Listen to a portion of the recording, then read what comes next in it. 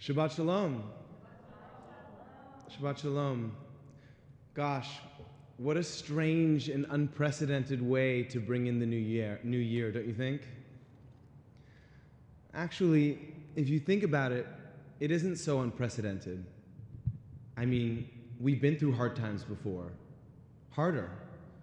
Times where we've had to be alone, times where we've had to be together in order to make it through. This is the story of our people.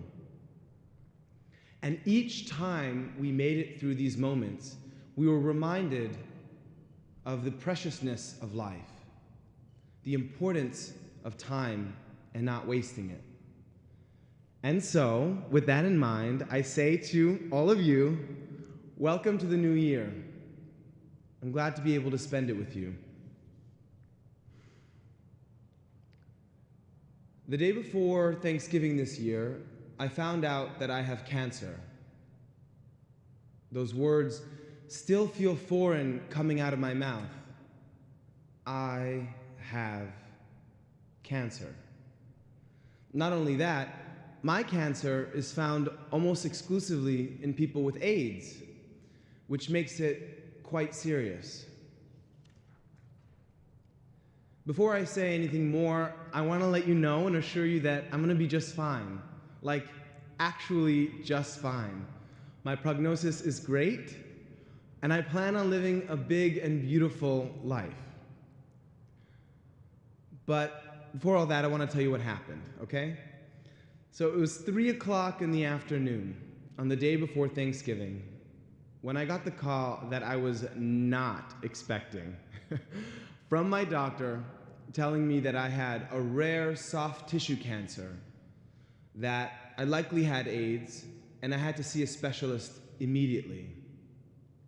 I went from being a 32-year-old who was wondering how he was going to pack for New York the next day, and who was it that I had hit on at the Eagle the night before, to someone for whom time had stopped, the world around me in suspended animation. Questions had to be answered. How serious was this cancer? Did I, in fact, have AIDS? Was it spreading, or had it already spread to other parts of my body? And how much time did I have left? What followed was a slew of tests, pokes, prods, questions I didn't have the answers to, hospital gowns worn as stylishly as I could, and a lot of waiting. Around the next day, I woke up around dawn, and my friend Becca drove me to the ER. I walked in alone, readying myself for what I might learn. A few hours later, I was in the waiting room, and I heard the nurse walk in and speak to the doctor. She said, "We found a strange dark mass in his chest." She looked at me. She said, "It's probably nothing." I said, "Uh-huh." She said, "But we have to do a CT scan immediately." Just like that, what was bad became a whole lot worse, and my heart sank. They put an IV in my arm, put me in a wheelchair, and wheeled me to a hospital bed. What was happening? Once I was in the CT scan room, I asked the doctor if it would be okay to put my headphones in so I could listen to a song while the whole thing went down. He said, "Sure." I put on this song called Ekra by Shalsheles. It was a song that I would listen to when I was a younger man, when I needed some hope or comfort. Ekra means to call out. Ekra l'Elokim Elyon, Ekra l'Elokim Elyon, Lo el gomer elai, Ekra l'Elokim Elyon. The doctor wheeled me in underneath the CT scan machine, and it started to spin above me. I closed my eyes, and immediately I had what can only be described as a transcendent spiritual experience. I started to see flashes of memories that hadn't happened yet. Scenes from a future, parks, sunshine, a partner, the symphony.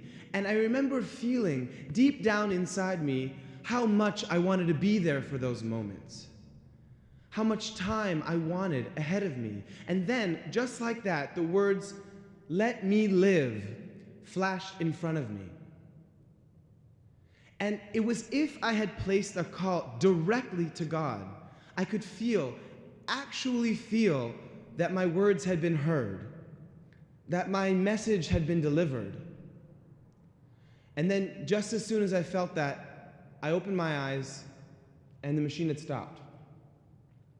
The doctor told me we were all done and I could go back to my room. They wheeled me back to the hospital room, and after about an hour and a couple frantic text messages to Rabbi Mintz to pray for me, the doctor walked in. She looked at me and my heart stopped. She said, "Manny, we've put you through quite enough. We should let you go now." I said, "What do you mean?" She said, "The scan came back clear. That thing we found on the x-ray, that was just vasculature. It was basically a mistake. Your T-cell count is great. You don't have AIDS. And this cancer, this particular cancer, when it's found in people that don't have AIDS, basically doesn't mean anything at all. It has no serious medical ramifications. You're going to be just fine." And just like that, I had my life back. They took out the IV and discharged me. I entered into that ER under the cover of darkness, not knowing what would hold for me when I got out 7 hours later. And when I did get out, I had a new lease on that same life. I was going to be just fine. I was going to be just fine, and yet I could already feel that I had changed, that I was somehow different. The sun on my skin, it felt different. The taste of the food in my mouth at lunch that day, it tasted different, sweeter, tastier. The neurons in my brain, they were firing in a different way. I decided that I had to travel the world as soon as I could, which is why this summer I'm taking 3 months off to do just that. You see, death had been presented to me, brought right in front of my face, and then just as soon as it became my story, it was taken away, thrust back into the shadows, and life became my story again. In 24 hours, I had gone from "how many years left" to "how do you want to live?" Which brings me to today. Why am I standing here telling you this story? Why should this experience of mine matter to you?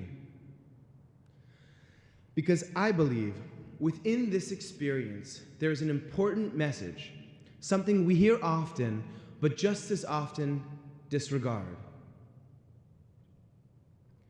We cannot waste our time. We cannot waste our time. That our time is not a given. We can't waste our time in work, in what we do. If you're unhappy with your job, change it. Take risks, jump ship, express yourself, be bold and courageous in the professional decisions that you make. If you find yourself at a crossroads, perhaps remember my story. We cannot waste time in our relationships, in our family, our parents, our partners, our chosen family. These are the connections that we must grow and treasure and prioritize and hold close. If they become toxic, hey, it's a new year. Time to purify. The next time you find yourself wondering how to invest in your personal relationships, remember my story. And we can't waste time wanting to dance, but not doing it, feeling afraid, wasting your time. Don't be a wallflower. Be a spark. Be that person that starts the dance floor before anyone else has the chance. I'm looking at you. I'm looking into each of your eyes, and I see so much potential for good. Don't waste it. You see, I want to live a big and beautiful life. I want to be in public service in a way that is uniquely me. I want love. I want cinema and dancing and heartbreak again and again and again. I want to learn how to sing so I could stand on my balcony and sing West Side Story and pretend I'm Maria. I want to learn how to fight and then never have to use it. I want to make mistakes just so that I can learn from them. I want it all. But it's clear to me now that just because you want something doesn't make it for sure. Because that call that I got, it can come at any time. That goes for me, and that goes for you. Listen, I know that this can sound like a line sometimes, and you just want to roll your eyes. Life is short. Carpe diem. Seize the day. I get it. But how about this? Imagine if we all just lived with 18% more urgency, more vigor. 18% less capacity for time sucks, for negativity, for gossip, for social media, less space for the crowded inbox, and more time for the wide open spaces. What if we all just lived a little bit more like how I felt under that CT scan machine, wanting so much to be here, begging with every fiber of my being for a chance to stay just a little bit longer? So, as you leave tonight, I want you to ask yourself, if this had happened to you, how might you live? Where would you go? Who would you take with you? How might you do things differently? Would you finally ask out that cute boy at the gym you've always wanted to?